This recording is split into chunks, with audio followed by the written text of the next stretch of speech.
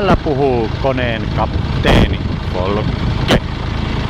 Tervetuloa tälle Kemijoen ylitysmatkalle Tervolan sillan kohdalta. Olette tänään koneen kyydissä, joka on tehty Englannissa vuonna 1961 Massey Fergusonin tehtailla. Silloinhan Englantia johti kuningatar Elisabeth, joka on yhä siellä johtamassa sitä kuningaskuntaa.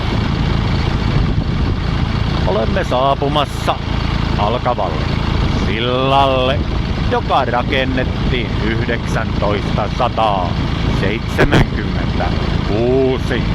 Se oli aikoinaan silloin yksi Suomen pisimpiä siltoja. Ja arvoisat matkustajat, siellä näette uljaan Kemijoen sillan eteläpuolen. Ja nyt avautuu näkymä tuonne pohjoispuolelle, jossa näkyy Kemijoen uljas pohjoispuolella.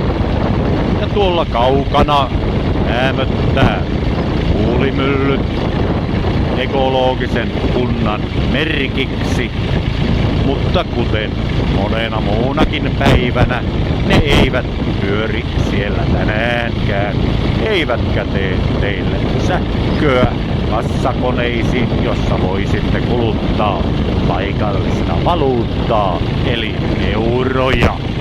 Ja jos käännätte katseenne hieman oikealle, näette uljaat ja komeat Tervolan kirkot. Kirkot on rakennettu antiikin aikojen jälkeen, mutta ovat silti vuosisatoja vanhat. Ja ne ovat hyvässä kunnossa ja säilyvät myös jälkipolville.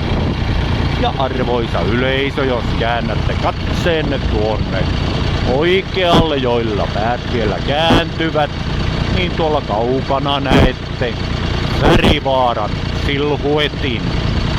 Se on siitä eriskummallinen vaara, että sieltä porukka on lähtenyt kauas ympäri maailmaa, mutta kuitenkin siten, että koskaan ei ole Värivaara silmistä kadonnut. Ja arvoisat matkustajat, jos käännätte katsetta hieman vasemmalle, näette Tervolan talon, jossa saatte ruokaa ja juomaa ja voitte maksaa paikallisella valuutalla, eli euroilla tietysti. Mutta siellä maksuvälineenä käy myös paikallinen sanonta: isä tulee huomenna maksamaan.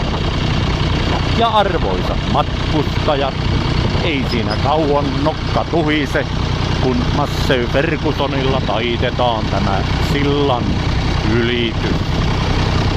Minä toivotan teille oikein hyvää syksyn jatkoa. Ja minä itse, tämän koneen kapteeni Folke, lähden Kuubaan.